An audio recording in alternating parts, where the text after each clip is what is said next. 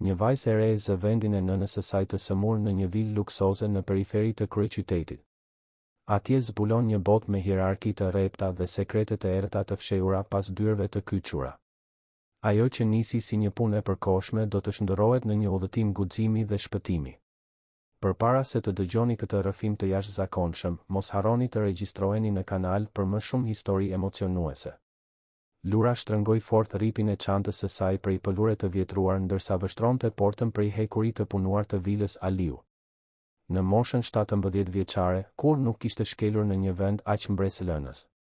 Shtëpia ngrihej madhështore pas kopshteve të qethur në mënyrë perfekte, dritaret e saj të larta pasqyronin dritën e artë të fundpasdites. Ishte sikur të kishte dalë nga një revistë dekorimi, aq ndryshe nga shtëpiza e thjeshtë ku jetonte me nënën e saj në lagjen Kombinat të Tiranës. Roza, nëna e saj, ishte e shtrirë në krevat prej 2 javësh me një pneumoni që refuzonte të përmirësoj. Parat për ilaçet kishin harxhuar të gjitha kursimet e familjes dhe qiraja ishte prapambetur. Kur zonja Klara Aliu telefonoi duke kërkuar Rozën, Lura nuk nguroi të ofrohej për ta zëvendësuar përkohësisht. Fundja, sa herë e kishte ndihmuar nënën me punët e shtëpisë? Mendonte se do të ishte vetëm çështje pastrimi dhe organizimi. Interfoni u dëgjua kur ajo shtypi butonin. Një zë i ftohtë dhe prerës u përgjigj nga ana tjetër. Ti duhet të jesh vajza e Rozës. Ke ardhur vonë. Është 5:15, jo 5:30. Lura shikoi orën e dorës të trashëguar nga gjyshja. Shënonte saktësisht 5:15. Por vendosi të mos kundërshtonte. Më falni, zonja Klara. Nuk do të ndodh më. Porta u hap me një zhurmë elektronike dhe ajo eci përgjatë rrugicës me gur dekorativ. Shtëpia dukej edhe më e madhe nga afër, me 3 katet e saj dhe balkonet e zbukuruara. Bimët mesdhetare të mirëmbajtura rrethonin rrugën dhe një shatërvan mermeri mermërinte lehtë në qendër të kopshtit të përparm. Dera kryesore u hap përpara se ajo të binte ziles. Një grua elegante, me flok bjond të mbledhur në një topuz të përsosur, po e vështronte nga kokat e këmbët me sy blu të akull. Duhet të ishte rreth të 40-tave, mbante një fustan të bardhë të qepur sipas masës dhe bizhuteri diskrete por të shtrenjta. Ishte e bukur, por kishte diçka shqetësuese në buzëqeshjen e saj. Lura, supozoi. Hyr brenda. Salla e hyrjes ja mori frymën vajzës së re. Tavani ishte i dekoruar me afreske, një shkallë e lakuar ngjitej në katin e sipërm dhe 2 shemeja prej mermeri shkëlqente si pasqyrë. Kandil kristali vareshin nga lart duke krijuar reflektime kërcyese në mure. Hiqi këpucët. Nuk dua shenja në 2 sheme. Lura u bind duke i vendosur atletet e saj të konsumuara anash derës. Këmbët e saj të zbathura ndjen të ftohtin e mermerit. Nëna jote më tha se ke përvojë me pastrimin e shtëpisë.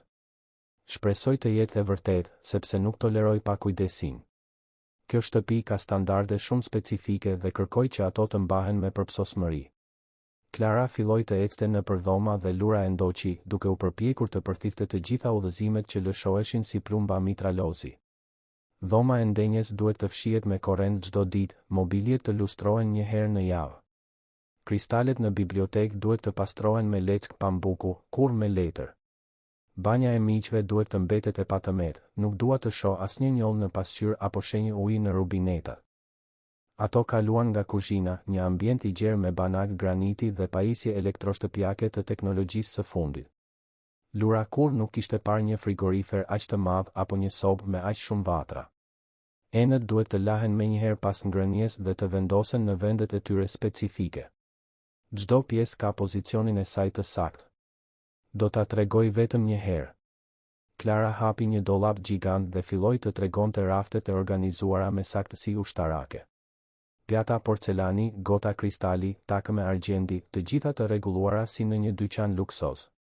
Ky është seti i ngrënies për raste të veçanta. Janë pjesë të importuara, disa me më shumë se 100 vjet në familje. Nëse thyen diçka, vlera do të zbritet nga pagesa jote. Kërcënimi u tha me natyrshmëri, si dikush që komenton kohën. Lura gëlltiti pështymën, duke llogaritur mendërisht se sa do të kushtonte zëvendësimi i ndonjërit prej atyre objekteve.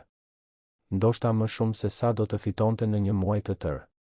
Tani do të tregoj dhomat e katit të sipërm. Bashkëshorti im Viktori punon shumë dhe vlerëson qetësinë kur vjen në shtëpi. Nuk dua zhurmë pas orës 6 të pasdites. U ngjitën në shkallët kryesore dhe Lura përpiqej të mbante mend çdo detaj. Shkallët ishin të mbuluara me një tapet persian që dukej se kushtonte një pasuri dhe muret shfaqnin piktura të piktorëve që ajo nuk i njihte, por që qartësisht ishin të vlefshme. Dhoma kryesore ishte madhështore, me një krevat king size, mobilje prej druri fisnik dhe një pamje të privilegjuar nga kopshti i pasëm. Kishte një suit ngjitur me vask hidromasazhi dhe një dhomë veshjeje më të madhe se e gjithë shtëpia e Lurës. Kjo dhomë duhet të pastrohet çdo mëngjes. Ndëro çarçafët 2 herë në javë, organizo dhomën e veshjes, mbaje banjen gjithmonë të patëmerë. Viktori është shumë kërkues me rregullin. Ato vizituan edhe 3 dhoma të tjera miq, secila e dekoruar me një temë të ndryshme, të gjitha të paprekura dhe me sa dukej kurrë të papërdorura. Lura filloi të ndihej si lis në botën e çuditërave, e humbur në një botë ku gjithçka ishte shumë e madhe dhe shumë e shtrenjtë. Ka një krah të shtëpisë që qëndron i kyçur. Mos provo të hysh atje për asnjë arsye. Është zonë e kufizuar. Deklarata u bën në mënyrë rastësore, por Lura vuri re ndryshimin në tonin e Klarës. Kishte diçka më serioze, pothuajse kërcënuese, në ato fjalë. Pse qëndron e kyçur? Nuk është puna jote. Thjesht zbato rregullat. U kthyen në katin përdes dhe Klara tregoi një depo të vogël ku qëndronin produktet e pastrimit. Gjithçka e organizuar dhe me etiketa, me sasi specifike për çdo përdorim. Do të punosh nga e hëna në të shtunë, nga ora 8 deri në 5. Një orë pushim dreke në mesditë. Nëna jote ka qenë gjithmonë e përpikt dhe efikase. Pres të njëjtën gjë nga ti. Sa i përket pagesës, e njëjta që merrte nëna jote. Do të bëhet në fund të çdo jave. Lura nuk e dinte saktësisht se sa fitonte nëna e saj aty, por e dinte se ishte mjaftueshëm për të paguar faturat dhe për të mbetur pak. Roza gjithmonë fliste mirë për punëdhënësit, pavarësisht se pranonte që zonja Klara ishte kërkuese. Mund të fillosh që sot. Dua të lash të gjitha enët e drekës dhe të organizosh qilarin. Nesër do të tregoj detyrat e tjera. Klara doli nga kuzhina me hapa të prerë, duke e lënë Lurën vetëm me një grumbull të konsiderueshëm pjatash dhe tenxheresh. Vajza e re përveshi mëngët dhe filloi të punonte, duke u përpjekur të kujtonte të gjitha udhëzimet e marra. Ndërsa lante një pjatë kristali delikate, mendimet e saj fluturuan te nëna, e cila ndoshta po flinte në shtëpi, ende me ethe. Paratë e asaj pune do të ishin jetike për të bler ilaçet e javës tjetër dhe për të sjellë ushqim në frigorifer. Nuk mund të zhgënjente. Nuk mund të gabonte. Ajo mundësi ishte shumë e rëndësishme për familjen. Por ndërsa organizonte pjatat në dollap, duke ndjekur saktësisht modelin e treguar nga Klara, një pyetje vazhdonte t'i rrite në mendje: pse një pjesë e shtëpisë qëndronte gjithmonë e kyçur? Dhe pse zonja Klara ishte tensionuar aq shumë kur foli për këtë? Dielli filloi të perëndonte kur ajo mbaroi enën.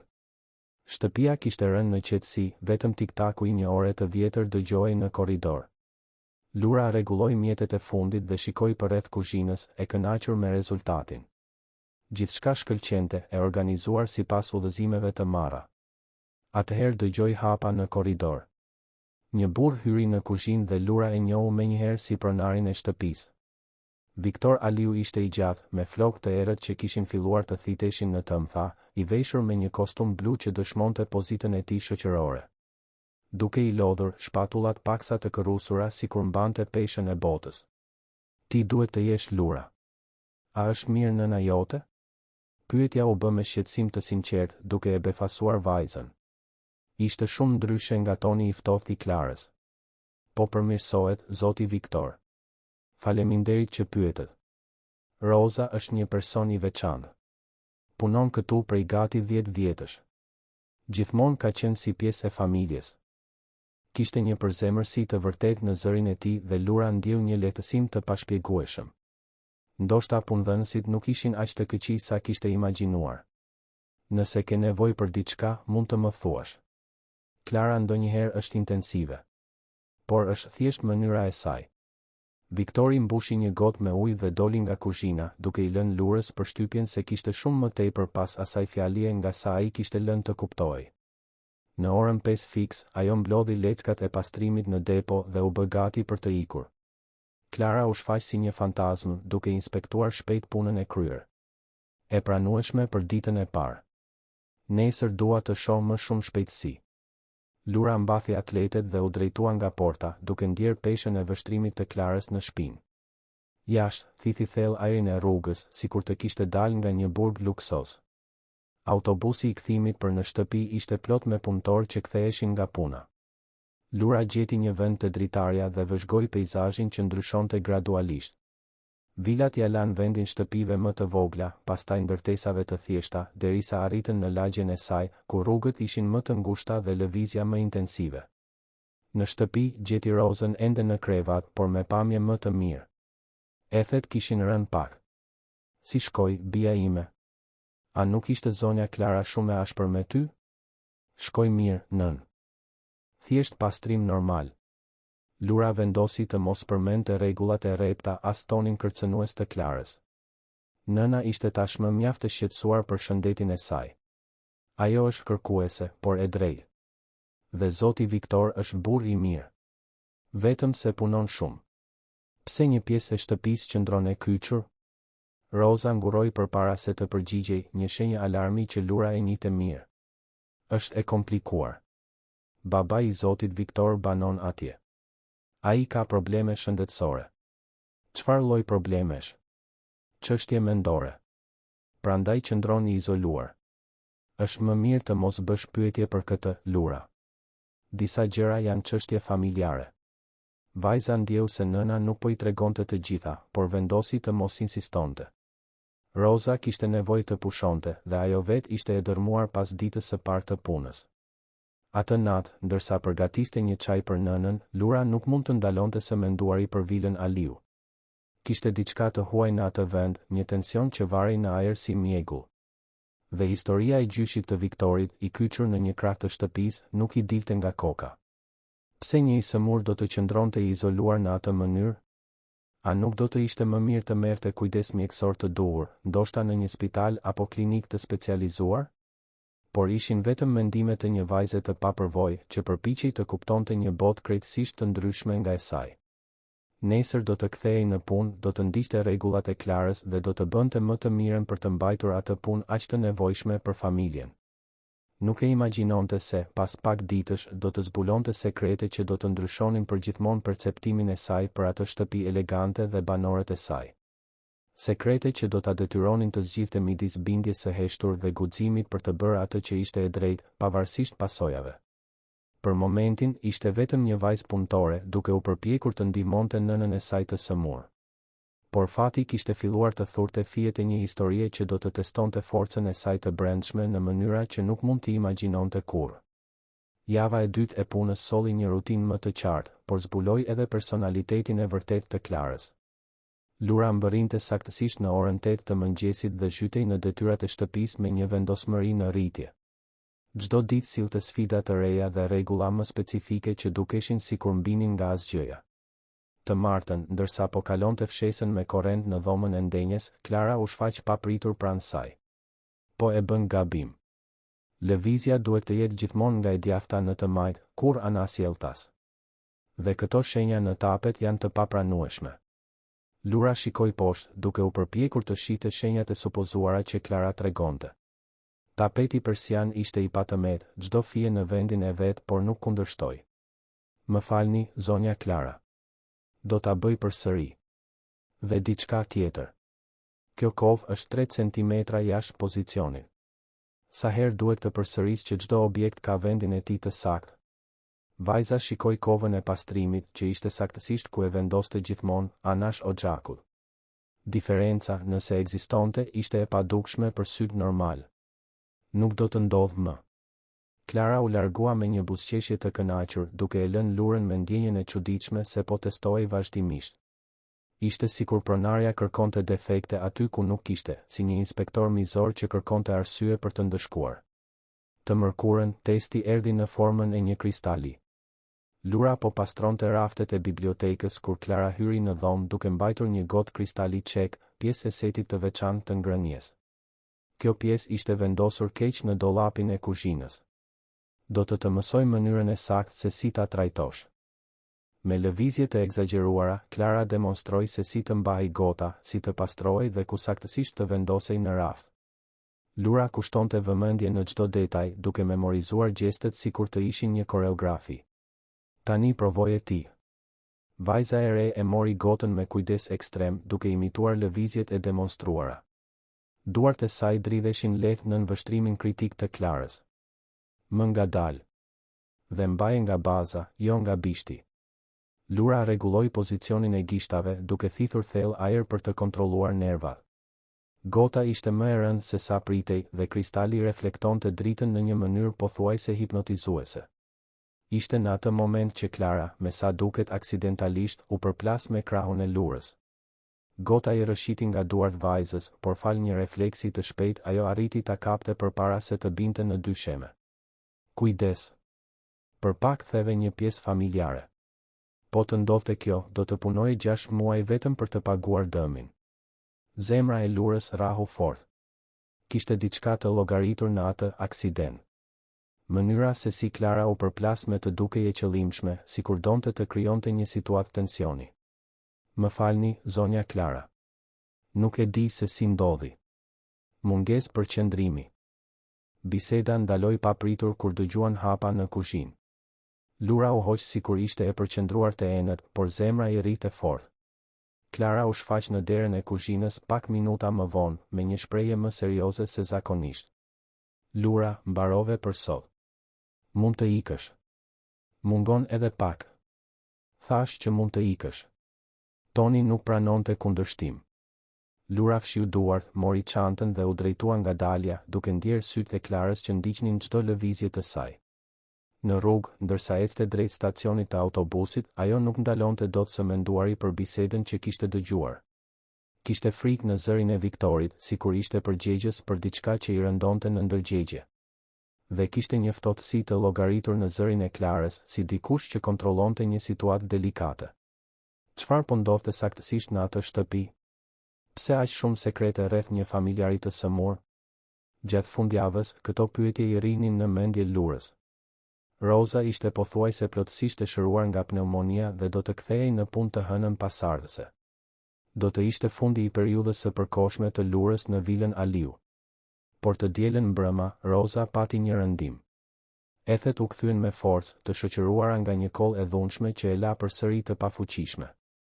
Nuk do të mund të punoj nesër, bija ime. A mund t'i telefonosh zonjes Klara dhe ta njoftosh? Sigurisht, nën. Do të vazhdoj unë në vendin tënd derisa të bëhesh plotësisht mirë. Një pjesë e Lurës u ndje e lehtësuar nga zgjatja e afatit. Jo vetëm sepse kishin nevojë për paratë, por sepse ndjente se kishte mistere në atë shtëpi që duheshin zbuluar. Kishte diçka që nuk shkonte atje, dhe ajo ishte ndoshta i vetmi person në pozicion për të zbuluar të vërtetën. Të hënën pasardhëse u kthye në vilë me një vendosmëri tjetër. Nuk do të ishte thjesht një shërbëtore e përkohshme që zbatonte urdhra.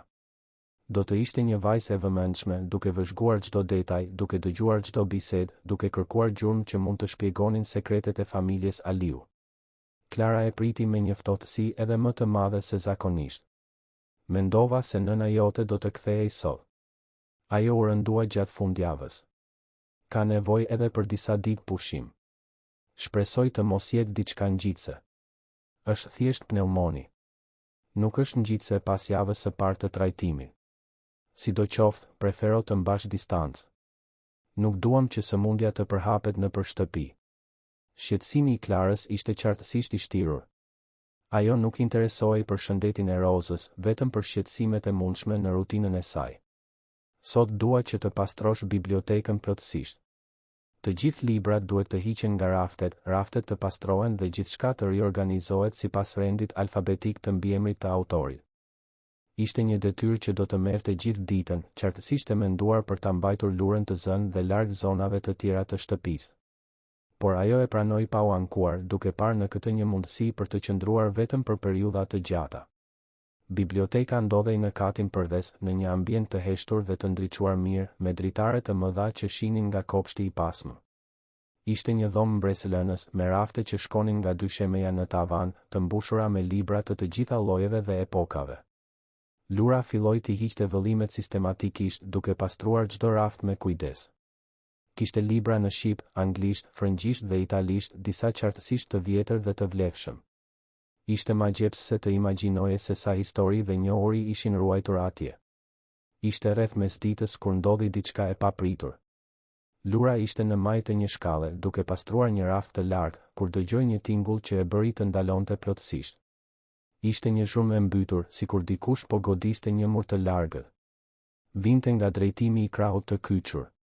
Ajo zbriti nga shkalla dhe mbeti e palvizur në mes të bibliotekës, duke dëgjuar me vëmendje. Tingulli u përsërit më i dobët këtë herë, sikur ai që e bënte po humbiste forcat. Nuk ishte imagjinat.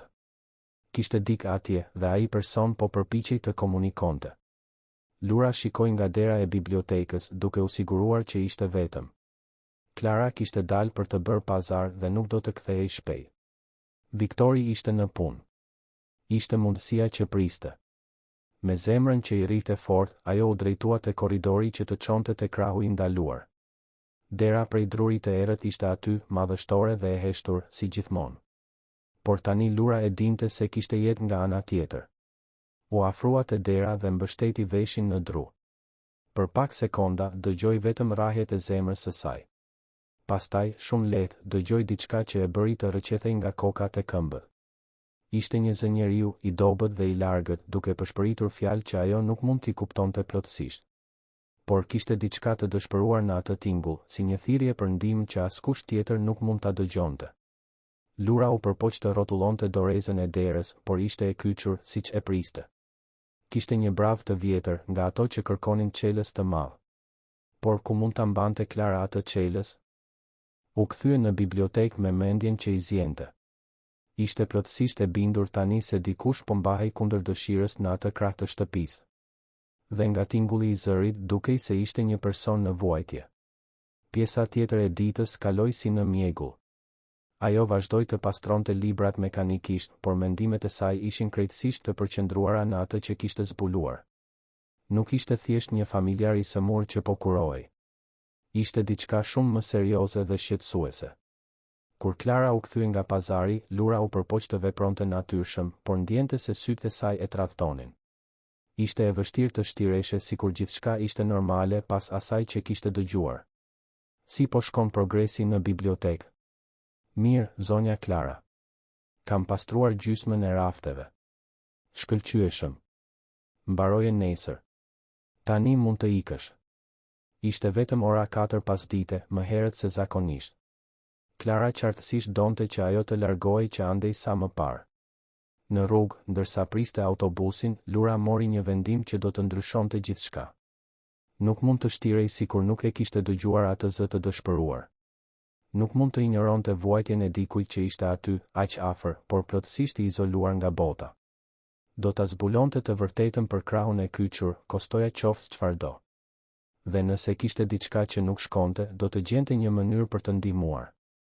Nuk e dinte ende se si, por e dinte se nuk do të mund të flinte më e qetë derisa të dinte se kush ishte ai person dhe pse po mbahej i burgosur në një shtëpi që, e parë nga jashtë, dukej simboli i përsosmërisë dhe harmonisë familjare. Java e tretë solli një ndryshim rrënjësor në rutinën e Lurës. Ajo mbërriti të martën e vendosur për të zbuluar më shumë rreth krahut të kyçur, por e dinte se duhej të ishte jashtëzakonisht e kujdesshme. Një zbulim i nxituar mund t'i kushtonte jo vetëm punën, por edhe të vinte në rrezik çdo që po mbahej atje. Klara ishte veçanërisht vigjilente atë mëngjes, sikur parandjente se diçka kishte ndryshuar te vajza e re. Sot dua që të përqendrohesh te kuzhina. Pastro të gjithë dollapët nga brenda, organizo qilarin dhe laj perdet e dritares. Ishin detyra që do ta mbanin Lurën të zënë dhe larg zonës së bibliotekës, ku ndodhej hyrja për në krahun e ndaluar. Edhe një herë dukej si një strategji e qëllimshme shpërqendrimi. Po, zonja Klara. Dhe Lura shpresoi ta kuptosh rëndësinë e diskrecionit në këtë shtëpi. Familjet si jona e vlerësojnë shumë privatësinë. Kërcënimi i fshehur ishte i qartë. Klara e dinte se Lura kishte vënë re diçka dhe po vendoste kufi pa qenë e drejtë për drejtë. Sigurisht, zonja Klara. E kuptoj plotësisht. Shkëlqyeshëm. Atëherë nuk do të kemi probleme. Lura kaloi mëngjesin duke pastruar dollapët, por mendja e saj ishte krejtësisht te mënyra se si të fitoi hyrja në krahun e kyçur. Duhej të gjente Chelsin, ose të paktën të zbulonte se ku e fshihte Klara. Rreth orës 10 të mëngjesit, Klara doli për një vizitë mjekësore, duke e lënë Lurën vetëm në shtëpi. Ishte mundësia që priste. Ajo braktisi pastrimin e kuzhinës dhe u drejtua për në dhomën kryesore të Klarës dhe Viktorit. Nëse Chelsea ishte diku në shtëpi, ndoshta do të ishte në dhomën e tyre, në ndonjë vend personal dhe të sigurt. Dhoma ishte e patëmet si gjithmonë, por Lura tani po e shihte me sy hetues. Filloi nga komodina e tualetit të Klarës duke hapur sirtarët me maturi. Kishte bizhuteri, parfume, dokumente, por asnjë çelës të vjetër. Kaloi te dhoma e veshjes duke kontrolluar çantat, kutitë e këpucëve, çdo vend ku mund të fshihej një çelës. Asgjë. Atëherë ju kujtua zyra e Viktorit, një ambient që ajo e pastronte vetëm sipërfaqësisht sepse ai gjithmonë mbante gjithçka të organizuar. Nëse kishte sekrete në shtëpi, ndoshta atje do të gjente gjurmë. Zyra ndodhej në katin përdes, e dekoruar me mobilje prej drurit të errët dhe rafte të mbushura me libra ekonomie dhe ligji. Tryeza ishte madhështore, e mbuluar me letra të organizuara me kujdes në pirgje. Lura hapi sirtarët një nga një, duke u përpjekur të mos çrregullonte asgjë. Në sirtarin e tretë gjeti një kuti të vogël druri të kyçur. Zemra i rahu fort. A ishte aty ku Viktori mbante gjërat e rëndësishme? U përpoq ta hapte kutin, por natyrisht duhej çelës. E zhgënjur, vazhdoi kërkimin. Atëherë vuri re diçka të çuditshme në raftin pas tryezës. Kishte një hapësirë boshe midis dy librave, sikur diçka ishte hequr së fundmi. E bërë kurioze, ajo kaloi gishtat në atë hapësirë dhe ndjeu diçka të ftohtë dhe metalike të ngjitur në pjesën e pasme të raftit. Ishte një çelës i vjetër, prej hekuri, saktësisht siç e imagjinonte se do të ishte çelësi i krahut të kyçur. Me duar që i dridheshin, ajo e shkëputi çelësin nga shiriti ngjitës që e mbante në fund të raftit. Ishte i rënd, i zbukuruar, qartësisht i vjetër. Dukej se përputhej në mënyrë perfekte me bravën që kishte parë te dera e krahut të ndaluar. Lura shikoi orën. Klara do të kthehej për rreth një orë. Kishte kohë të mjaftueshme për një hetim të shpejtë, me kusht që të ishte jashtëzakonisht e kujdesshme. U drejtua te dera e krahut të kyçur me zemrën që i rrite aq fort sa ishte e bindur se çdo njeri kilometra larg mund ta dëgjonte.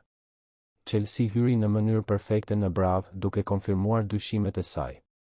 E rrotulloi Chelsin ngadalë, duke u përpjekur të bënte sa më pak zhurmë. Dera u hap me një kërcitje të lehtë, duke zbuluar një korridor të errët që ajo nuk e kishte parë kurrë. Era që e goditi menjëherë ishte shqetësuese. Nuk ishte era e sëmundjes, siç e priste, por era e braktisjes, lagështisë dhe mungesës së higjienës. Ishte sikur ajo pjesë e shtëpisë të mos kishte marrë kujdes prej shumë kohësh. Lura ndizi dritën e telefonit dhe filloi të ecte nëpër korridor. Kishte 3 dyer, të gjitha të mbyllura. Nga dera e dytë vinte një tingull shumë i ulët, sikur dikush po pëshpëriste. U afrua dhe mbështeti veshin. Ishte padyshim një zë njeriu, por fjalët ishin të pakuptueshme, sikur personi po fliste me veten ose pojallatiste. Me kujdes ekstrem, rrotulloi dorezën e derës së dytë. Nuk ishte e kyçur. Ajo që pa Lura kur hapi atë derë i ndryshoi jetën përgjithmonë. Ishte një dhomë e vogël, e errët, me një dritare të vetme të bllokuar me dërrasa. Në qendër kishte një krevat të thjeshtë ku ishte shtrirë një burr i moshuar, i dobësuar te imase, me flokë dhe mjekër krejtësisht të bardhë dhe të shpupuritur. Rrobat e tij ishin një pjama e pistë, qartësisht e pandëruar prej ditësh. Por ajo që e tronditi më shumë Lurën ishin lidhjet. Kyçet e duarve të burrit ishin të lidhura në kokën e krevatit me rripa pëllure, jo aq fort sa për ta lënduar, por mjaftueshëm fort për të parandaluar lëvizjen e lirë. I moshuari e vuri re praninë e saj dhe ktheu kokën ngadalë. Sytë e tij ishin blu, njësoj si të Viktorit, por kishte në ta një përzierje konfuzioni dhe shprese që ja coptoi zemrën Lurës. Kush jeni ju? Zëri ishte i dobët, i ngjirur, sikur të mos ishte përdorur prej shumë kohësh. Lura u afrua ngadalë, duke u përpjekur të mos e tremte. Emri im është Lura. Unë punoj këtu në shtëpi. Punon për Viktorin? Po, zotëri. Sytë e burrit u mbushën me lodh. Ka kaluar aq shumë kohë që nuk kam parë njeri. Vetëm Klarën ndonjëherë kur sjell ushqim. Ju jeni baba i Zotit Viktor? Jam Marku. Mark Aliu. Dhe ti je një engjëll? Pyetja u bë me një sinqeritet dhe shpresë të tillë sa Lura u desh të gëlltiste të qarët. Jo, zoti Mark. Jam thjesht një person që punon këtu. Të lutem, a mund të më japësh ujë? Kam aq shumë etje. Lura shikoi përreth dhe pa një gotë plastike boshe anash krevatit. Kishte një brok uji mbi një tavolinë të vogël, por edhe ajo ishte boshe. Sigurisht që mundem. Do të sjell ujë të freskët për ju. Ajo doli nga dhoma dhe gjeti një banjë të vogël në fund të korridorit. Rubineti punonte, kështu që mbushi gotën dhe u kthye shpejt. Marku u përpoq të ulej për të pirë, por lidhjet i kufizonin lëvizjet. Lura e kuptoi se duhej ta ndihmonte. A mund t'i zgjidh këto ripa? Që të pini me më shumë lehtësi? Të lutem, janë aty prej ditësh. Duart më janë mpirë. Me kujdes, Lura zgjidhi nyjet e ripave. Nuk ishin shumë të shtrënguar, por ishin aty prej kohësh sa për të lënë shenja të kuqëremta në kyçet e Markut. Ai ul ngadalë, sikur çdo lëvizje të ishte e dhimbshme, dhe e pi ujin me etje. Faleminderit, nuk e imagjinon se sa e çmuar është kjo për mua. Zoti Mark, pse jeni këtu? Pse jeni i lidhur? Fytyra e të moshuarit u mblodh në një shprehje dhimbjeje dhe konfuzioni. Ata thonë se jam i rrezikshëm. Se kam kriza.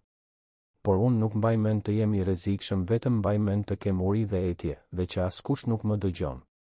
Kur ishte hera e fundit që pat një mjek? Mjek? Marku u duk sinqerisht i konfuzuar. Nuk mbaj mend mjek. Klara thot se ata vinë, por unë nuk shoh kur njeri. Lura ndjeu një të ftohtë në shtyllën kurrizore. Kjo nuk dukej si kujdes mjekësor. Dukej si burg. A keni uri tani? Gjithmonë kam uri. Klara sjell ushqim një herë në ditë, ndonjëherë. Por është pak dhe ndonjëherë ajo harron. Harron? Ose zemërohet me mua. Kur ankohem, ajo nuk sjell ushqim të nesërmen. Indinjata rritej brenda Lurës si një flak. Kjo ishte abuzim, thjesht dhe pastër. Një i moshuar po mbahej në burgim privat duke vuajtur nga uria dhe etja, i izoluar nga bota. Zoti Mark, a dëshironi që t'ju sjell ushqim? Mund të sjell diçka nga kuzhina. Sytë e Markut u ndriçuan si të një fëmije. Do ta bëje këtë për mua? Edhe duke e ditur se Klara mund të zemërohet? Do ta bëja, zotëri. Atëherë ti je një engjëll. Vetëm një engjëll do të ishte aq e mirë me mua. Lura kontrolloi orën. Kishte ende kohë përpara kthimit të Klarës, por duhej të ishte e shpejtë. Do të sjell diçka për të ngrënë. Por duhet t'i lidh ripat përsëri, që askush të mos dyshoj se kam qenë këtu. Marku e kuptoi menjëherë dhe zgjati kyçet. Bëje, engjëlli im. Bëj atë që duhet të bësh. Vetëm të dish se ti ekziston, tashmë më jep shpresë. Me zemrën e lënduar, Lura ribëri nyjet e ripave, duke u përpjekur t'i linte më pak të shtrënguar se më parë. Marku u shtri përsëri, por tani kishte një shkëlqim ndryshe në sytë e tij. Kthehu kur të mundesh. Të lutem. Do të kthehem, zoti Mark. Premtoj. Lura doli nga dhoma, kyçi derën e krahut, fsheu çelësin përsëri në vendin e tij dhe vrapoi për në kuzhinë. Mori një bukë, një copë djathë dhe një mollë, i fsheu të gjitha në një leckë kuzhine dhe u kthye shpejt në krahun e kyçur. Marku ishte saktësisht siç e kishte lënë, por me sytë e vëmendshëm të dera, duke pritur kthimin e saj. Solla ushqim, zoti Mark. Ajo zgjidhi njërin nga duart e tij dhe filloi të ndante bukën në copa të vogla, duke e ndihmuar të hante. Marku përtypej ngadalë, duke shijuar çdo thërrime sikur të ishte vakti më i shijshëm në botë. Sa kohë kam pa ngrënë djathë? Mërmëriti ai, me lot në sy. Sa kohë keni që jeni këtu? Nuk e di, ditët ngatërohen. Por mendoj se shumë kohë. Mbaj mend të shija gjethe jeshile në dritare kur erdha, tani nuk shoh asgjë për shkak të dërrasave. A e mbani mend pse erdhët këtu? Marku mbylli syt, duke u përqendruar. Mbaj mend një debat. Viktorin dhe Klarën, duke thënë se unë po i pengoja. Se isha një peshë. Se do të ishte më mirë të qëndroja në një vend të qetë për të pushuar. Dhe ju ra dakord? Unë isha i konfuzuar. Ndonjëherë jam i konfuzuar. Por nuk jam i dhunshëm, nuk jam i rrezikshëm. Vetëm trishtohem ndonjëherë dhe qaj dhe flas me vete. Lura mbaroi së ushqyeri dhe i dha përsëri ujë. Marku dukej një person krejtësisht tjetër tani, më vigjilent, më i pranishëm. Zoti Mark, a do të dëshironit të dilit nga kjo dhomë? Të shinit diellin? A mund ta bëj këtë? Nuk e di. Por mund të përpiqem ta zbuloj. Nuk dua që ti të kesh probleme për shkakun tim. Lini që unë të shqetësohem për këtë. Lura shikoi orën dhe e kuptoi se Klara do të kthehej pas pak minutash. Duhej të ikte menjëherë. Më duhet të ik tani, zoti Mark. Por do të kthehem. Kur të mundem, do të kthehem. Premton? Premtoj. Ajo lidhi përsëri ripin në kyçin e tij, i puthi ballin me dashuri dhe doli duke vrapuar. Arriti të kyçte krahun dhe të kthehej në kuzhinë saktësisht kur dëgjoi makinën e Klarës që po vinte. U hoq sikur po lante enët, por zemra i rrihte ende me shpejtësi. Klara hyri në kuzhinë pak minuta më vonë, duke e vëzhguar Lurën me sy hetues. Si shkoi pastrimi i dollapëve? Mirë, zonja Klara. Kam mbaruar 3. Shkëlqyeshëm. Por kishte diçka në vështrimin e Klarës që e bënte Lurën nervoze. A ishte paranoja e saj, apo pronarja vërtet dyshonte për diçka? Pjesa tjetër e ditës kaloi mekanikisht. Lura kreu detyrat e saj, por mendja e saj ishte krejtësisht te Marku. Imazhi i tij, i lidhur në atë krevat, duke kërkuar ujë dhe ushqim, nuk i dilte nga koka. Kjo nuk ishte kujdes mjekësor. Ishte abuzim. Dhe ajo ishte ndoshta i vetmi person në botë që dinte për ekzistencën e Markut dhe vuajtjen e tij. Atë natë, në shtëpi, Lura nuk mundi të flinte. Mbeti duke parë tavanin, duke planifikuar se si mund ta ndihmonte Markun pa e vënë veten në rrezik ekstrem. Roza ishte pothuajse plotësisht e shëruar dhe do të kthehej në punë pas pak ditësh. Do të ishte fundi i mundësisë së Lurës për të ndihmuar të moshuarin. Duhej të vepronte shpejt. Por si? Si ta ndihmonte dikë që po mbahej i burgosur nga njerëz të fuqishëm, pa pasur prova, pa pasur mbështetje, pa pasur burime? Përgjigjja erdhi në formën e një vendosmërie të hekur që u rrit brenda saj gjatë natës. Nuk kishte rëndësi rreziku. Nuk kishin rëndësi pasojat.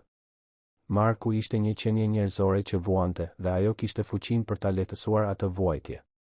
Do të vazhdonte ta vizitonte, ta ushqente, të kujdesej për të. Dhe do të gjente një mënyrë për ta liruar nga ai burg i maskuar si kujdes mjekësor. Nuk e dinte ende se si, por e dinte se nuk do të mund të jetonte më në paqe duke e ditur se Marku vazhdonte atje, i lidhur me uri, me etje, duke kërkuar ndihmë që nuk vinte kurrë. Për herë të parë në jetë, Lura e kuptoi se çfarë do të thoshte të kesh një mision. Dhe ky mision quhej Mark Aliu. Java e tretë solli një ndryshim themelor në rutinën e Lurës.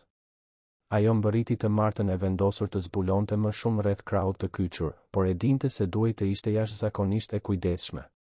Një zbulim i parakohshëm mund t'i kushtonte jo vetëm punën, por gjithashtu mund të rrezikonte çdo që po mbahej atje.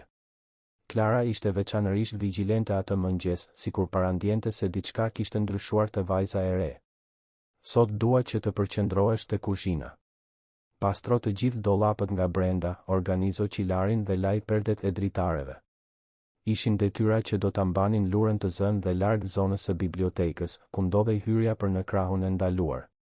Edhe një herë, dukej si një strategji e qëllimshme shpërqendrimi. Po, zonja Klara. Dhe Lura. Shpresoj ta kuptosh rëndësinë e diskrecionit në këtë shtëpi.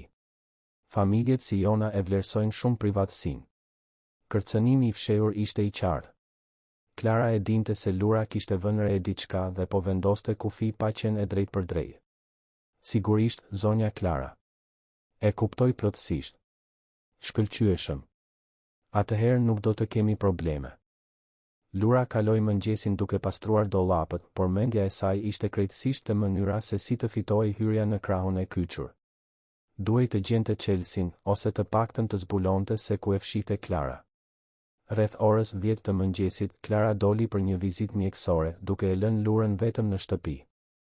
Ishte mundësia që priste. Ajo braktisi pastrimin e kuzhinës dhe u drejtua për në dhomën kryesore të Klarës dhe Viktorit. Nëse Chelsea ishte diku në shtëpi, ndoshta do të ishte në dhomën e tyre, në ndonjë vend personal dhe të sigurt. Dhoma ishte e patëmet si gjithmonë, por Lura tani po e shihte me sy hetues. Filloi nga komodina e tualetit të Klarës, duke hapur sirtarët me maturi. Kishte bijuteri, parfume, dokumente, por asnjë çelës të vjetër. Kaloi te dhoma e veshjes, duke kontrolluar çantat, kutitë e këpucëve, çdo vend ku mund të fshihej një çelës. Asgjë. Atëherë ju kujtua zyra e Viktorit, një ambient që ajo e pastronte vetëm sipërfaqësisht sepse ai gjithmonë mbante gjithçka të organizuar. Nëse kishte sekrete në shtëpi, ndoshta atje do të gjente gjurmë. Zyra ndodhej në katin përdes, e dekoruar me mobilje prej drurit të errët dhe rafte të mbushura me libra ekonomie dhe ligji. Tryeza ishte madhështore, e mbuluar me letra të organizuara me kujdes në pirgje. Lura hapi sirtarët një nga një, duke u përpjekur të mos çrregullonte asgjë. Në sirtarin e tretë gjeti një kuti të vogël druri të kyçur. Zemra i rahu fort. A ishte aty ku Viktori mbante gjërat e rëndësishme? U përpoq ta hapte kutin, por natyrisht duhej çelës. E zhgënjur, vazhdoi kërkimin. Atëherë vuri re diçka të çuditshme në raftin pas tryezës. Kishte një hapësirë boshe midis dy librave, sikur diçka ishte hequr së fundmi.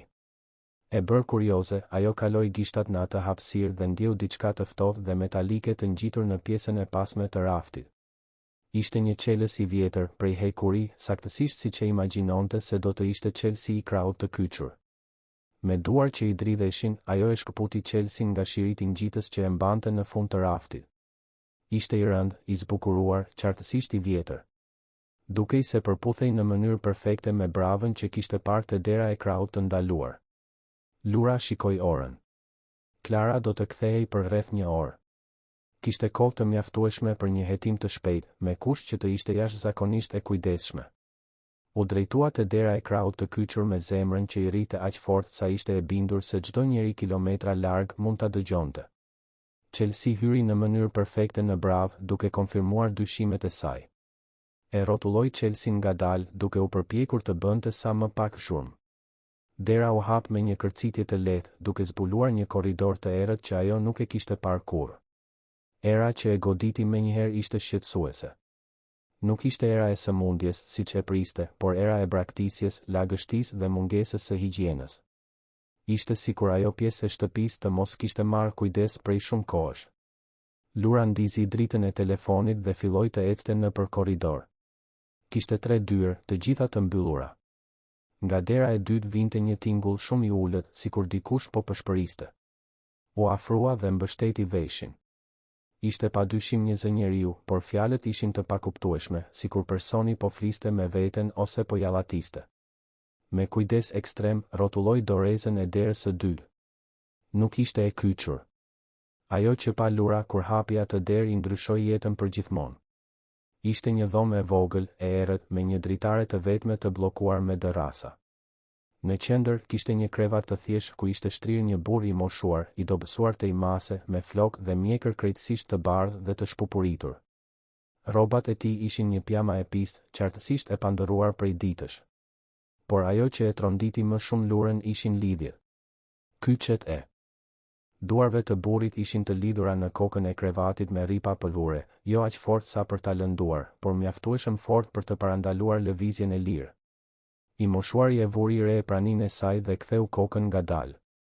Sytë e tij imitonin ata të Viktorit, por kishte në ta një përzierje konfuzioni dhe shprese që ja coptoi zemrën Lurës. Kush jeni ju? Zëri ishte i dobët, i ngjirur, sikur të mos ishte përdorur prej shumë kohësh. Lura u afrua ngadalë, duke u përpjekur të mos e tremte. Emri im është Lura. Unë punoj këtu në shtëpi. Punon për Viktorin? Po, zotëri. Sytë e burrit u mbushën me lodh. Ka kaluar aq shumë kohë që nuk kam parë njeri. Vetëm Klarën, ndonjëherë, kur sjell ushqim. Ju jeni babai i zotit Viktor? Jam Marku. Mark Aliu. Dhe ti? U hoq sikur po lante enët, por zemra i rrite ende me shpejtësi. Klara hyri në kuzhinë pak minuta më vonë, duke e vëzhguar Lurën me sy hetues. Si shkoi pastrimi i dollapëve? Mirë, zonja Klara. Kam mbaruar 3. Shkëlqyeshëm. por kishte diçka në vështrimin e Klarës që e bënte Lurën nervoze. A ishte paranoja e saj, apo pronarja vërtet dyshonte për diçka? Pjesa tjetër e ditës kaloi mekanikisht. Lura kreu detyrat e saj, por mendja e saj ishte krejtësisht te Marku. Imazhi i tij, i lidhur në atë krevat, duke kërkuar ujë dhe ushqim, nuk i dilte nga koka. Kjo nuk ishte kujdes mjekësor. Ishte abuzim. Dhe ajo ishte ndoshta i vetmi person në botë që dinte për ekzistencën e Markut dhe vuajtjen e tij. Atë natë, në shtëpi, Lura nuk mundi të flinte. Mbeti duke parë tavanin, duke planifikuar se si mund ta ndihmonte Markun pa e vënë veten në rrezik ekstrem. Roza ishte pothuajse plotësisht e shëruar dhe do të kthehej në punë pas pak ditësh. Do të ishte fundi i mundësisë së Lurës për të ndihmuar të moshuarin. Duhej të vepronte shpejt. Por si? Si ta ndihmonte dikë që po mbahej i burgosur nga njerëz të fuqishëm, pa pasur prova, pa pasur mbështetje, pa pasur burime? Përgjigjja erdhi në formën e një vendosmërie të hekur që u rrit brenda saj gjatë natës. Nuk kishte rëndësi rreziku. Nuk kishin rëndësi pasojat. Marku ishte një qenie njerëzore që vuante dhe ajo kishte fuqinë për ta lehtësuar atë vuajtje. Do të vazhdonte ta vizitonte, ta ushqente, të kujdesej për të. Dhe do të gjente një mënyrë për ta liruar nga ai burg i maskuar si kujdes mjekësor. Nuk e dinte ende se si, por e dinte se nuk do të mund të jetonte më në paqe duke e ditur se Marku vazhdonte atje, i lidhur me uri, me etje, duke kërkuar ndihmë që nuk vinte kurrë. Për herë të parë në jetë, Lura e kuptoi se çfarë do të thoshte të kesh një mision. Dhe ky mision quhej Mark Aliu. Ditët që pasuan u shndërruan në një valle delikate sekretesh dhe kujdesi. Lura zhvilloi një rutinë të rrezikshme por efikase. Mbërrinte më herët në punë, përpara se Klara të zgjohej dhe i bënte një vizitë të shpejtë Markut. Pastaj kryente detyrat e saj normale dhe kur zonja dilte për angazhimet e saj shoqërore, kthehej në krahun e kyçur me ushqim dhe ujë. Marku filloi të shfaqte një përmirësim të dukshëm. Sytë e tij rifituan shkëlqimin, fytyra mori pak më shumë ngjyrë dhe ai mund të bisedonte për periudha më të gjata pa shfaqur konfuzionin fillestar. Lura, engjëlli im, ti solle dritë në botën time të errët, tha ai një të enjte, ndërsa ajo e ndihmonte të pinte një gotë lëng portokalli që kishte sjell nga kuzhina. Nuk keni pse të më falenderoni, zoti Mark. Është minimumi që çdo person do të bënte. Nuk është e vërtetë. Klara nuk e bën. Viktori nuk e bën. Vetëm ti. Më flisni për Viktorin. Si ishte ai kur ishte më i ri? Marku buzëqeshi dhe për herë të parë Lura pa gjurmët e burrit që ai duhet të kishte qenë përpara atij burgimi. Viktori ishte një djalë i ëmbël. Inteligjent, kurioz. Gjithmonë duke bërë pyetje për gjithçka. Donte të kuptonte si funksiononin gjërat. Dhe kur u arrit, ndryshoi pasi u martua me Klarën. Ajo ka një mënyrë për t'i bërë njerëzit të besojnë atë që ajo dëshiron. Është shumë bindëse. Bindëse si? Marku nguroi, sikur po përpiqej të organizonte mendimet e fragmentuara. Ajo i tha Viktorit se unë po bëhesha i rrezikshëm. Se kisha kriza të dhunshme. Se isha një rrezik për familjen. Po ju, a mbani mend të keni pasur kriza të tilla? Unë konfuzohem ndonjëherë. Qaj. Flas me vete kur ndihem shumë i vetmuar. Por kur nuk kam lënduar njeri. Kur nuk kam qenë i dhunshëm. Lura i shtrëngoi dorën duke ndjerë brishtësinë e kockave nën lëkurën e hollë. A ju kujtohet biseda e fundit që kishit me Viktorin? Më kujtohet ai erdhi këtu në fillim kur më sollën. Duke i trishtuar, i konfliktuar. Tha se ishte e përkohshme që së shpejti do të gjenin një zgjidhje më të mirë. Sa kohë ka që ka ndodhur kjo? Marku mbylli syt duke u përqendruar. Stinët ndryshuan shumë herë. Mendoj se më shumë se një vit. Informacioni e goditi Lurën si një grusht në stomak. Marku ishte aty prej më shumë se një viti, i izoluar, duke kaluar nevoja, i harruar nga familja. Zoti Mark, a keni familjar të tjerë? Dikë që mund të kërkonte për ju?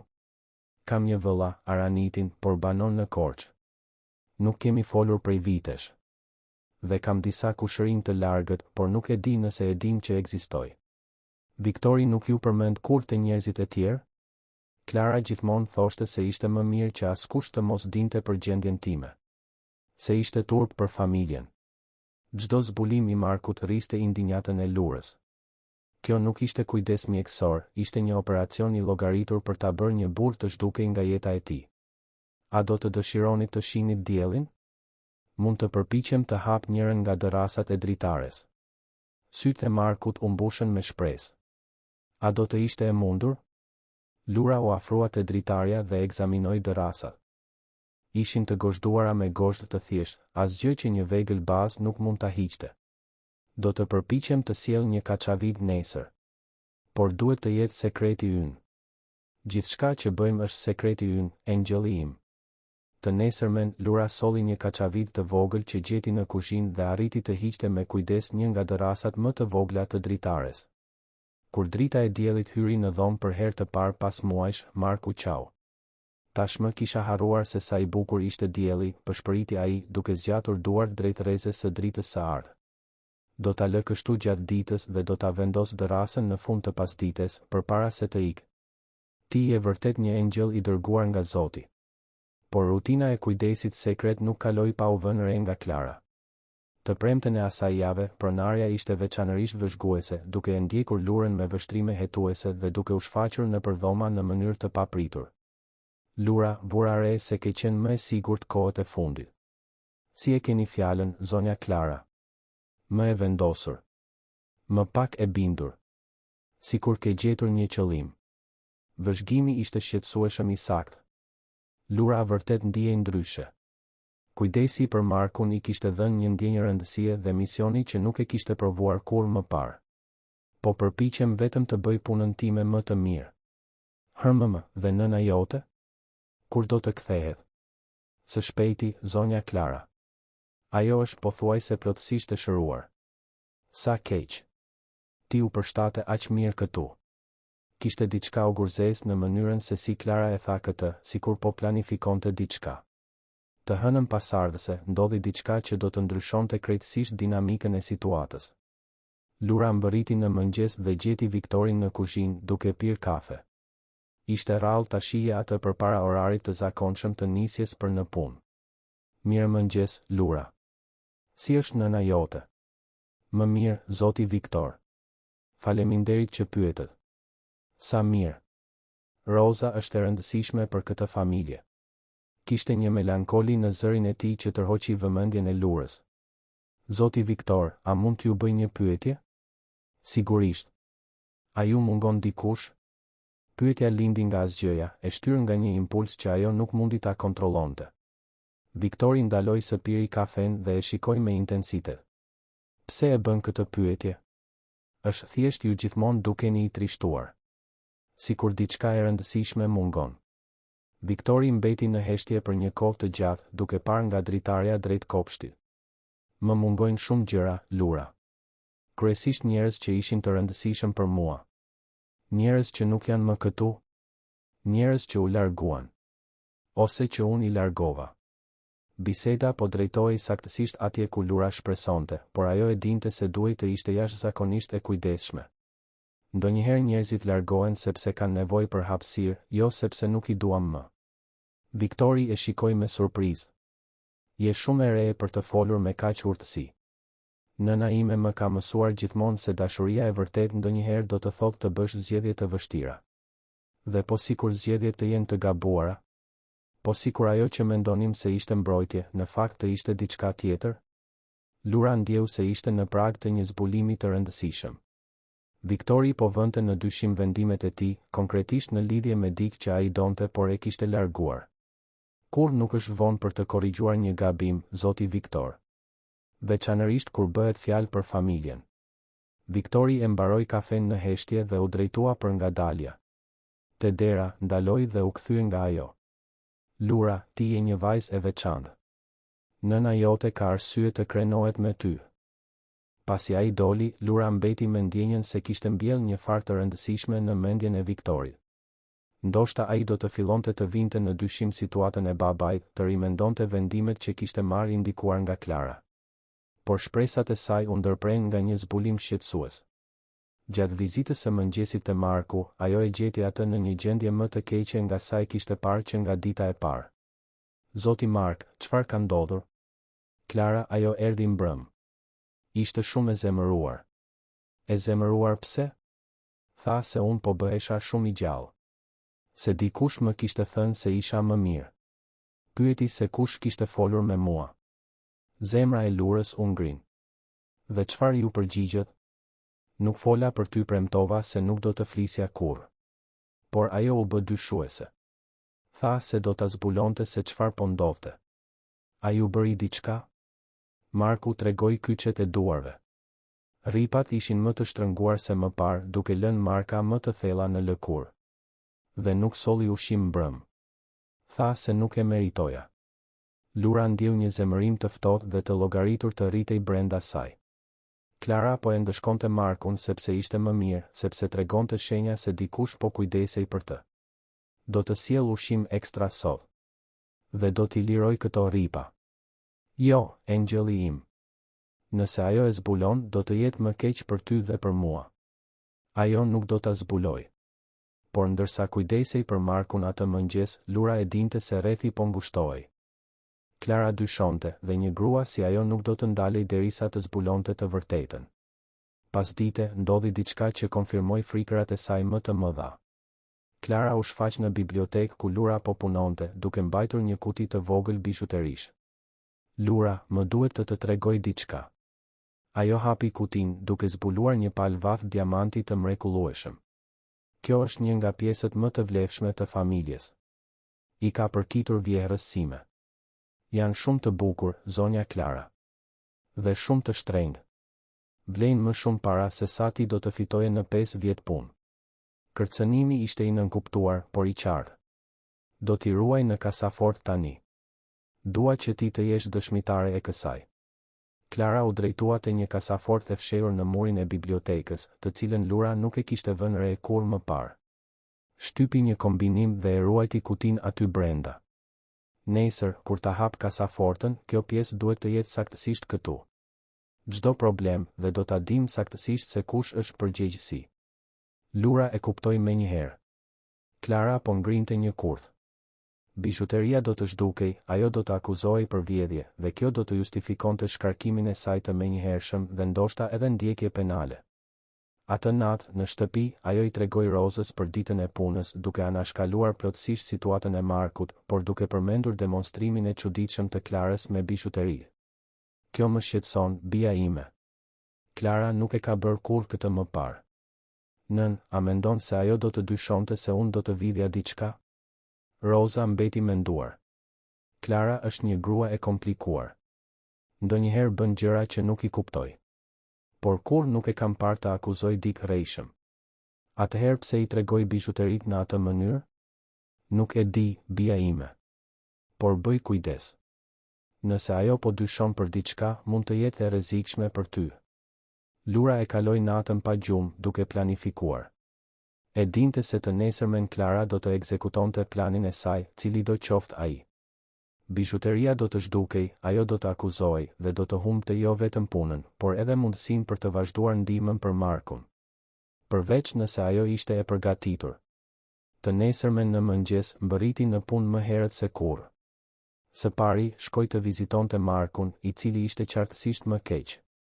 Kishte humbur peshë, syt i kishte më të futur dhe mezi qëndronte zgjuar. Zoti Mark, më duhet t'ju tregoj diçka. Çfarë është, engjëlli im? Mendoj se do të përpiqen të më largojnë që këtej. Të shpikin ndonjë arsyetim për të më nxjerrë jashtë. Marku e kapi dorën e saj me një forcë surprizuese. Nuk mund të ikësh. Ti je gjithçka që kam. Do të luftoj për të qëndruar, zoti Mark. Por nëse diçka më ndodh mua, ju duhet të jeni i fortë. Pa ty, unë do të. Nuk do të ndodh asgjë. Do të gjej një mënyrë. Pasi e ushqeu Markun dhe bisedoi me të për pak minuta, Lura vuri në zbatim planin e saj. Shkoi te biblioteka dhe vëzhgoi me kujdes zonën rreth kasafortës. Pastaj, duke përdorur një kamerë të vogël që kishte blerë me kursimet e saj, e instaloi në mënyrë diskrete pas disa librave, me pamje direkte nga kasaforta. Nëse Klara do të përpiqej ta fajsonte, të paktën do të kishte prova për pafajësinë e saj. Pjesa tjetër e mëngjesit kaloi normalisht, por Lura ndjente tensionin në ajër si elektriciteti përpara një stuhie. Klara ishte më e shqetësuar se zakonisht, duke kontrolluar orën vazhdimisht dhe duke u dukur sikur priste diçka. Rreth orës 2 pasdite, Viktori mbërriti në shtëpi papritur, i shoqëruar nga një çift i veshur mirë që Lura nuk e njihte. Lura, Klara e thiri me zë të tensionuar, eja këtu. Kemi vizita të rëndësishme. Erdhi koha. Cili do qoftë plani i Klarës, ishte gati të ekzekutohej përpara dëshmitarëve të rëndësishëm. Lura u afrua me zemrën që i rrite fort, por e vendosur të luftonte për nderin e saj dhe, më e rëndësishmja, për mundësinë e saj për të vazhduar ndihmën për Markun. Po, zonja Klara. Më duhet të hap kasafortën për t'u treguar një pjesë të ftuarve tanë. A mund të na shoqërosh? Ishte saktësisht siç e kishte parashikuar. Klara do të zbulonte se bishuteria ishte zhdukur përpara dëshmitarëve, duke krijuar një situatë ku Lura do të ishte e vetmja e dyshuar. Por këtë herë, ajo ishte e përgatitur. Sigurisht, zonja Klara. Me kënaqësi. Ndërsa ecnin drejt bibliotekës, Lura thithi thellë ajër. Jeta e saj ishte gati të ndryshonte në mënyrë dramatike, në një mënyrë apo në një tjetër. Nëse arrinte të provonte pafajësinë e saj, ndoshta do të fitonte besimin e nevojshëm për të zbuluar të vërtetën për Markun. Nëse dështonte, do të humbiste gjithçka. Por nuk kishte rëndësi rezultati. Nuk mund të shtirej më sikur nuk dinte për vuajtjen e atij njeriu të pafajshëm, të kyçur si një kafshë, që varrej vetëm prej saj për të mbijetuar. Ishte koha për të luftuar. Jo vetëm për veten e saj, por për Markun. Për drejtësinë. Për të vërtetën. Hyrja në bibliotekë dukej si një ecje drejt fatit dhe Lura ishte e vendosur ta përballonte atë me kokën lart. Biblioteka nuk ishte dukur kurrë kaq e tensionuar. Viktori dhe Klara ecnin përpara, të ndjekur nga çifti i vizitorëve, ai një burr i bëshëm me kostum gri, ajo një grua elegante me bishuteri diskrete por të shtrenjta, zoti dhe zonja Gjoni. Lura i ndiqte disa hapa pas, me zemrën që i rrite aq fort sa kishte frikë se të gjithë mund ta dëgjonin. Zoti dhe zonja Gjoni, do ta adhuroni këtë pjesë, thoshte Klara me një gjallëri të detyruar.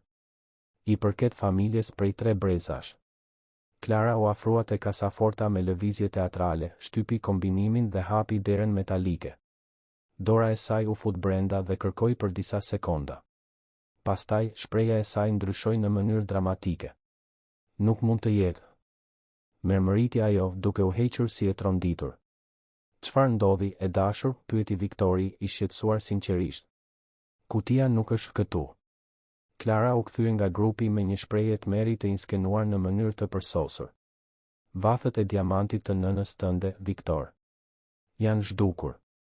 Një heshtje e rëndë ra mbi bibliotekë. Vizitorët shkëmbyen vështrime të pakëndshme dhe Viktori mbeti dukshëm i shqetësuar. Kjo është e pamundur. Kush tjetër ka akses në kasafort? Vetëm ne të dy. Dhe Klara pushoi në mënyrë dramatike, vështrimi i saj u drejtua ngadalë nga Lura. Dhe çdo person që mund të ketë vëzhguar kombinimin. Të gjitha vëmendjet u kthyen nga Lura, e cila mbajti shprehjen e qetë pavarësisht panikut të brendshëm. Zonja Klara, unë nuk kam marrë asgjë. Dje ishe këtu kur hapa kasafortën. Epe saktësisht se ku e ruajta pjesën. Viktori e shikoi Lurën me një shprehje që përziente zhgënjimin dhe trishtimin. Lura, kjo është shumë serioze. Ajo pjesë vlen më shumë para se sa mund ta imagjinosh. Zoti Viktor, betohem që nuk e kam prekur kasafortën. Madje as nuk e di kombinimin. Çdo person inteligjent mund ta kishte vëzhguar kur e shtypa, insistoi Klara.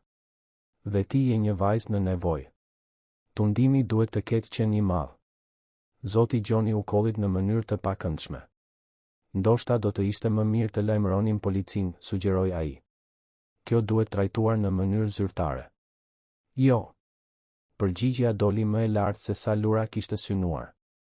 Ju lutem, më jepni një shans të provoj pafajësinë time.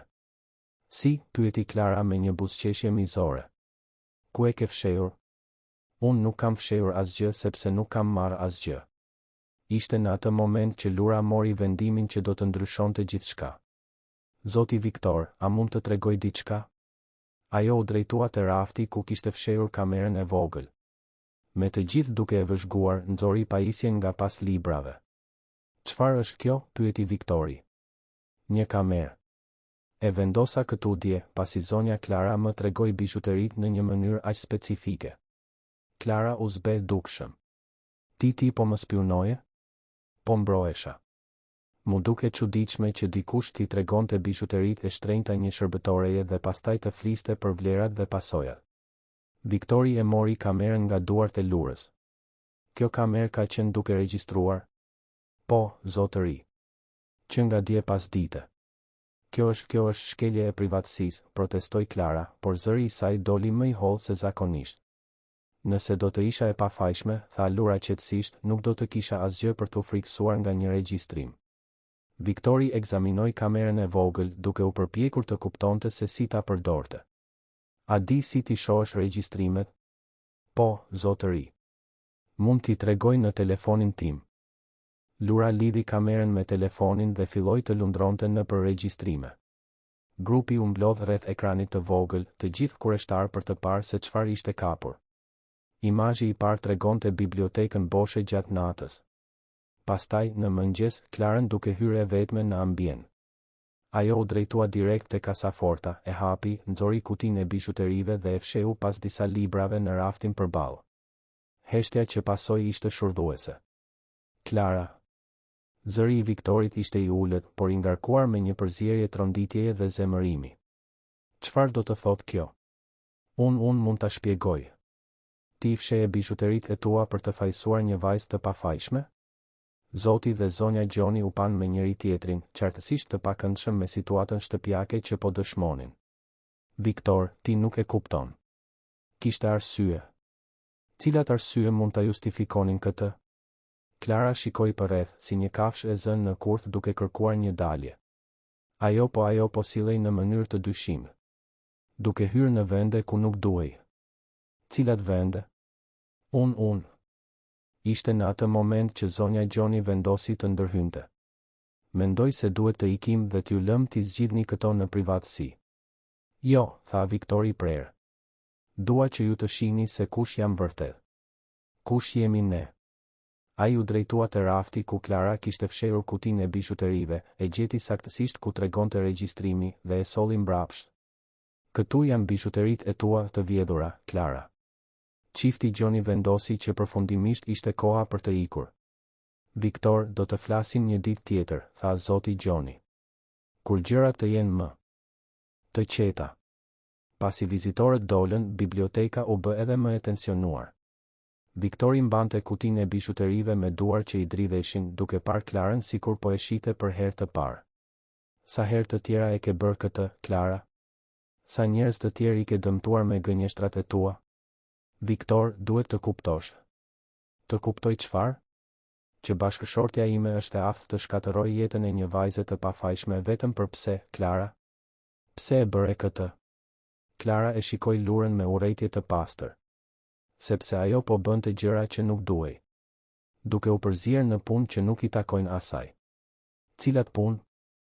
Ajo po. Klara ndaloi papritur, duke kuptuar se ishte gati të zbulonte shumë. Lura ndjeu se ishte momenti. Me Klarën të demaskuar dhe Viktorin duke vënë në dyshim gjithçka, ndoshta ishte mundësia për të zbuluar të vërtetën për Markun. Zoti Viktor, tha ajo butësisht, a mund të tregoj një tjetër gjë? Çfarë tjetër? Diçka që duhet parë. Diçka që do të shpjegoj pse zonja Klara donte të më largonte që këtej. Viktori e shikoi Klarën, e cila ishte dukshëm në panik. Viktor, mos e dëgjo. Ajo është thjesht një shërbëtore që... Mjaft, Klara. Ke humbur çdo besueshmëri që kishe. Viktori u kthye nga Lura. Trego atë që duhet të tregosh. Lura thithi thellë ajër. Ishte gati të ndryshonte jetën e të gjithëve aty, përfshirë edhe të sajën. Zoti Viktor, a e keni vizituar baban tuaj kohët e fundit? Pyetja e goditi Viktorin si një rrufe. Ngjyra e tij ndryshoi menjëherë dhe ai u bë shumë i zbehë. Babai im është i sëmur. Po kujdesem për të në mënyrë të duhur. Kur ishte hera e fundit që e pat? Kjo nuk është puna jote. Viktor, tha Klara shpejt, ajo po përpiqet të konfuzoj. Babai yt është i mirë kuruar. Ti e di këtë. Zoti Viktor, insistoi Lura, kur ishte hera e fundit që ju vërtet e pat baban tuaj? Biseduat me të? Kontrolluat kushtet e tij? Viktori mbeti në heshtje për një kohë të gjatë dhe Lura e kuptoi se kishte goditur pikën e dobët. Ai nuk e vizitonte baban prej një kohe të gjatë, thjesht pranonte fjalën e Klarës për gjendjen e të moshuarit. Ai agjitohet kur më sheh. Mjekët thanë se është më mirë të mbaj distancë. Cilët mjek, zoti Viktor? A i keni parë këta mjek personalisht? Klara kujdeset për këtë, ajo koordinon trajtimin. Ajo koordinon çfarë saktësisht? Viktori e shikoi Klarën, e cila ishte qartësisht e dëshpëruar. Viktor, mos i dëgjo këto insinuata. Ajo po përpiqet të krijojë konfuzion për të larguar vëmendjen nga ajo që bëri. Unë nuk bëra asgjë, tha Lura prerë. Por babai juaj, zoti Viktor, babai juaj ka nevojë për ndihmë. Si e diti ndonjë gjë për baban tim? Zëri i Viktorit po bëhej më i lartë. Sepse unë e vizitova disa herë. Dhe mund të them se ai nuk po merr kujdesin mjekësor që ju imagjinoni. Heshtja që pasoi ishte absolute. Klara ishte e bardhë si letra, Viktori dukej se po procesonte informacione që ndryshonin gjithçka që besonte. Ti ke qenë në krahun e kufizuar? Po, zotëri. Dhe mund t'ju tregoj saktësisht në çfarë kushtesh po mbahet babai juaj. Mbahet? Viktori e përsëriti fjalën sikur të ishte e një gjuhë të huaj. Zoti Viktor, babai juaj është i lidhur në një krevat. Vuan nga uria dhe etja. Nuk sheh mjek. Është i izoluar prej më shumë se një viti, pa diell, pa kontakt njerëzor, duke u varur vetëm nga vullneti i mirë i zonjes Klara për të mbijetuar. Kjo është gënjeshtër, bërtiti Klara. Ajo po i shpik të gjitha këto. Atëherë pse ju nuk shkoni ta kontrolloni personalisht, e sfidoi Lura. Tani menjëherë. Shkoni atje dhe shihni me sytë tuaj. Viktori shikoi herë nga Lura dhe herë nga Klara, sikur po përpiqej të vendoste se këtë të besonte. Kjo është qesharake, tha Klara me zë që i dridhej. Viktor, do të besosh një shërbëtore që sapo u kap duke u përpjekur të vinte nga ne? Unë nuk u përpoqa të vidhja asgjë, dhe regjistrimi e provon këtë, u përgjigj Lura. Por zonja Klara u përpoq të më fajsonte që unë të ikja. Dhe tani e dim pse. Viktori mori një vendim të papritur. Le të shkojmë atje tani. Të gjithë ne. Viktor, jo. Jo, Klara. Do t'i japim fund kësaj një herë e mirë. Dua të shoh baban tim. Tani. Ata ecën drejt krahut të kyçur në një heshtje të tensionuar. Viktori nuk ishte dukur kur aq i vendosur, Klara nuk ishte dukur kur aq e dëshpëruar, dhe Lura nuk ishte ndjer kur aq nervoze për pasojat e veprimeve të saj. Duke arritur te dera e krahut të ndaluar, Viktori zgjati dorën. Çelsin, Klara. Viktor, kjo nuk është ide e mirë. Babai yt mund të ketë një krizë. Çelsin. Tani. Me duar që i dridheshin, Klara nxori Çelsin nga një zinxhir që mbante në qafë. Viktori e mori dhe hapi derën. Era i goditi të gjithë menjëherë. Ishte era e braktisjes, sëmundjes dhe dëshpërimit që Lura e njihte mirë, por që ishte e re dhe tronditse për Viktorin. Ata ecën nëpër korridorin e errët deri te dera e dhomës së Markut. Viktori nguroi për një sekond përpara se ta hapte. Marku mezi ecte pas aq shumë kohë i shtrirë, Viktori po procesonte madhësinë e asaj që kishte zbuluar, Klara ndiqte në heshtje duke e ditur se jeta e saj ishte gati të ndryshonte rrënjësisht, dhe Lura ndjente një përzierje lehtësimi dhe shqetësimi për atë që do të vinte më pas. Një gjë ishte e sigurt, e vërteta ishte zbuluar, dhe asgjë nuk do të ishte më si më parë.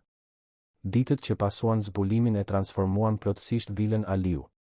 Masa e parë e Viktorit ishte të thërriste një mjek privat për të ekzaminuar Markun, i cili diagnostikoi kequshqyrje të rëndë, dehidratim dhe shenja depresioni të thellë të shkaktuar nga izolimi i zgjatur.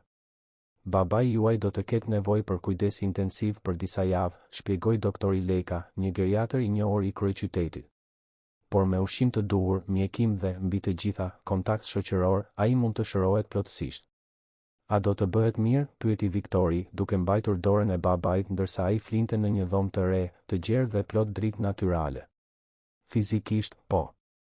Emocionalisht do të jetë një proces më i gjatë. Izolimi lë gjurmë të thella. Lura, e cila ishte punësuar zyrtarisht si kujdestare e Markut, vëzhgonte gjithçka me një përzierje lehtësimi dhe admirimi. Të shije Viktorin duke ju dedikuar tërësisht babait, duke kompensuar muajt e mungesës me dashuri të vazhdueshme, ishte sikur të shije një mrekulli. Lura, e thiri Viktori kur mjeku u largua, më duhet të bisedoj me ty. Ata u drejtuan te biblioteka, ku gjithçka kishte filluar të ndryshonte pak ditë më parë. Dua që ta dish se. Viktori pushoi duke kërkuar fjalët e duhura. Që guximi ju të shpëtoi baban tim. Dhe më shpëtoi edhe mua. Zoti Viktor, unë vetëm bëra atë që çdo person duhet të bënte. Nuk është e vërtetë. Shumë njerëz do të ishin shtirur sikur nuk shihnin, për frikë apo interes. Ti rrezikove gjithçka. Viktori u drejtua te kasaforta ku Klara kishte fshehur bizhuteritë dhe nxori një zarf. Kjo është kontrata jote e re. Ti do të jesh kujdestarja zyrtare e babait tim, me rrogë 3 herë më të lartë se ajo e shërbëtores, si dhe strehim për ty dhe nënën tënde. Zoti Viktor, kjo është shumë bujare, por nuk është bujari. Është drejtësi. Dhe është nevojë. Babai im të beson ty në një mënyrë që nuk mund t'i besoj askujt tjetër.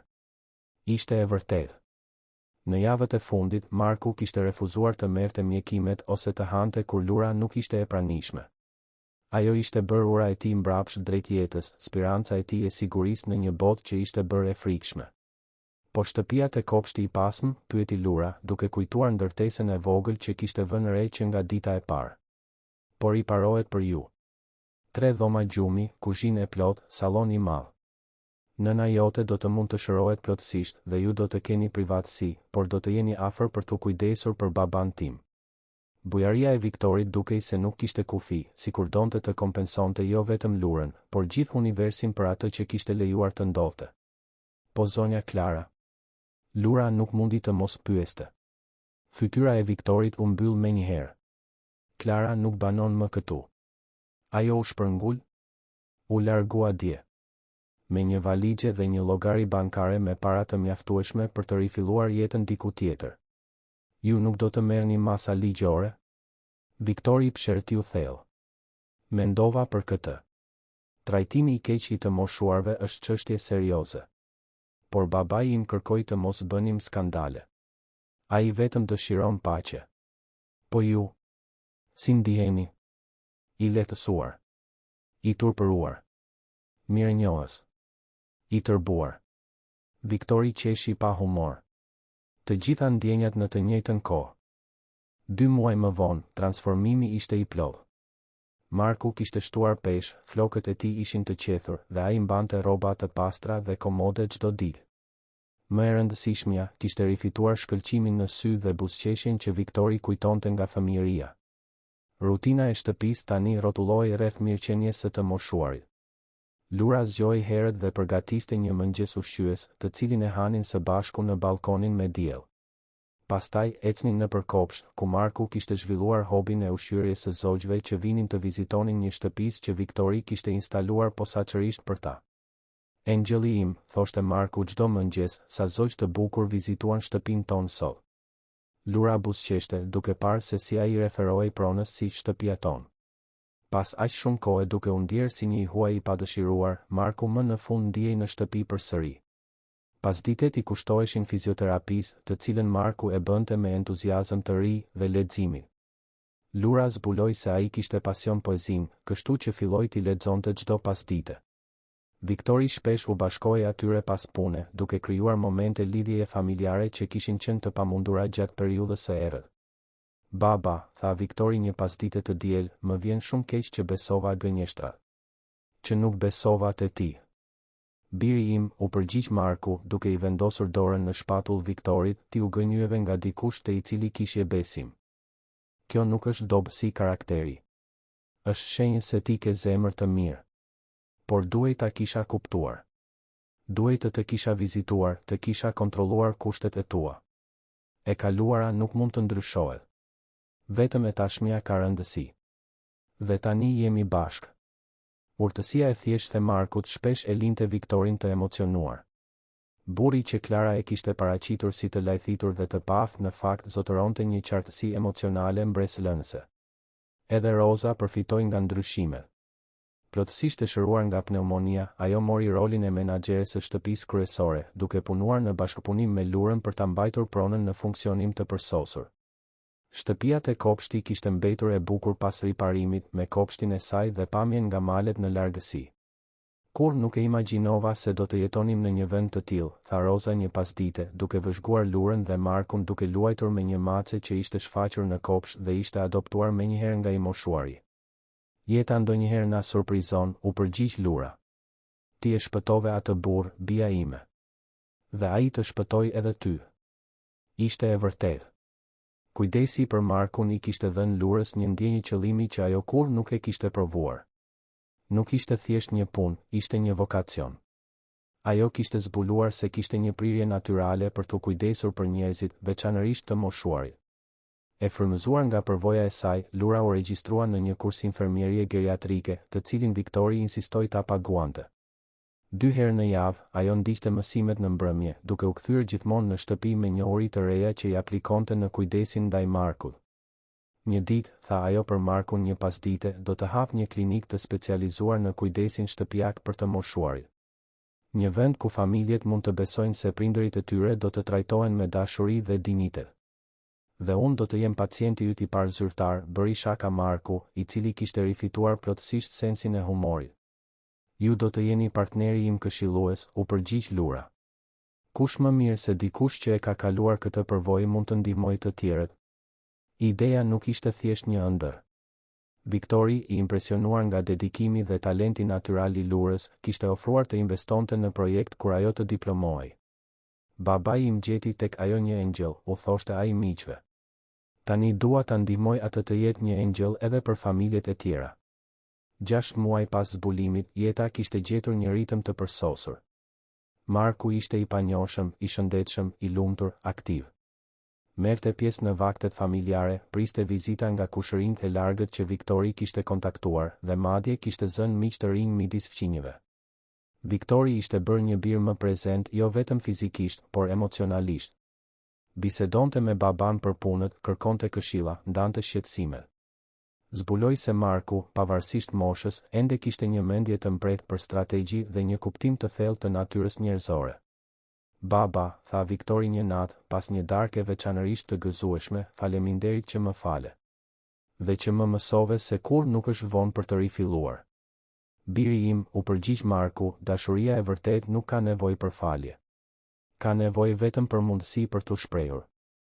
Lura, duke vëzhguar baban dhe birin të përqafuar në balkon, ndjeu se misioni i saj ishte përmbushur. Jo vetëm që kishte shpëtuar një burr nga vuajtja, por kishte ndihmuar në restaurimin e një familjeje që dukej e humbur përgjithmonë. Atë natë, duke shkruar në ditarin e saj, një zakon që kishte zhvilluar për të procesuar gjithçka që kishte ndodhur, ajo reflektoi mbi udhëtimin e jashtëzakonshëm që jeta e saj kishte marrë. Ndonjëherë, shkroi ajo, mendojmë se jemi ne që po ndihmojmë të tjerët. Por në fakt, janë të tjerët që na shpëtojnë. Marku më dha qëllim. Viktori më dha mundësi. Roza më dha shembullin e forcës. Dhe të gjithë së bashku më dhanë një familje që kur nuk e dija se kisha nevojë. Hyrja e fundit në ditarin e saj atë natë ishte një premtim. Do t'ja dedikoj jetën time garantimit që asnjë i moshuar të mos kaloj atë që kaloi Marku. Që asnjë familje të mos shkatërohet nga gënjeshtrat dhe manipulimi. Që dashuria gjithmonë të mposh frikën. Dhe kështu, në një vilë që dikur kishte qenë simbol i ftohtësisë dhe izolimit, lulëzoi një histori shpëtimi, dashurie familjare dhe prova se një person i guximshëm mund të ndryshojë jo vetëm jetën e tij, por fatin e të gjithëve rreth tij. Marku, që një ditë u ndjei i padukshëm dhe i flakur, tani ishte qendra e dashur e një familjeje të rinovuar. Viktori, që kishte humbur rrugën në jetë, gjeti në marrëdhënien me baban një perspektivë të re mbi atë që vërtet kishte rëndësi. Dhe Lura, që kishte filluar si një vajzë shërbëtore e përkohshme, zbuloi vokacionin e saj të vërtet dhe fitoi një familje që e donte si bi. Shtëpia që dikur ushtonte vetëm me heshtje tani vibronte me biseda, të qeshura, muzikë dhe jetë. Dritaret qëndronin të hapura, duke lënë të hynte drita dhe ajri i freskët. Kopshti ishte më i bukur se kur, i kuruar me dashuri nga duar që kuptonin se rritja dhe bukuria kanë nevojë për vëmendje konstante. Dhe çdo natë, kur dielli perëndonte mbi male, 3 breza mblidheshin në balkon për të parë spektaklin e ngjyrave në qiell, secili mirënjohës për shansin e dytë që jeta u kishte dhënë. E vërteta kishte fituar, siç fiton gjithmonë kur dikush ka guxim të mjaftueshëm për ta mbrojtur. Dhe dashuria kishte triumfuar, siç triumfon gjithmonë kur gjen zemra të gatshme për ta strehuar. Fundi i historisë. Të dashur dëgjues, shpresojmë që historia e Lurës dhe Markut t'ju ketë prekur thellësisht. Për të vazhduar këtë udhëtim emocional, kemi përgatitur një listë të veçantë me histori po aq magjepsëse. Gjini ato duke klikuar këtu në anën e majë. Nëse ju pëlqeu ky rrëfim, mos harroni të regjistroheni në kanalin ton dhe të lini një pëlqim në video. Çdo ditë sjellim histori unike që eksplorojnë kompleksitetin e jetës, fuqinë e dëmshurisë dhe forcën transformuese të dashurisë së vërtetë. Mos humbisni përmbajtjet tona të ardhshme, ku do të vazhdojmë të eksplorojmë mundësitë e pafundme të shpëtimit dhe shpresës që ekzistojnë në çdo zemër njerëzore. Ju presim në komente.